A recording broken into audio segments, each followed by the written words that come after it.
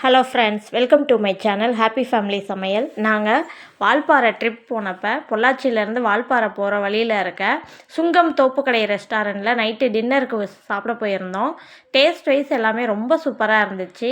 Mutton biryani, கலக்கி, omelette, garlic butter naan, mushroom gravy, chapati, Chettinad mutton gravy, நாட்டுக்கோழி gravy எல்லாமே சாப்பிட்ருந்தோம். Taste wise Chettinad mutton gravy must try மக்களே. டேஸ்ட் வைஸ் ரொம்ப சூப்பராக இருந்துச்சு. அது பன் பரோட்டாவோட காம்பினேஷன் வேறு லெவலில் இருந்துச்சு.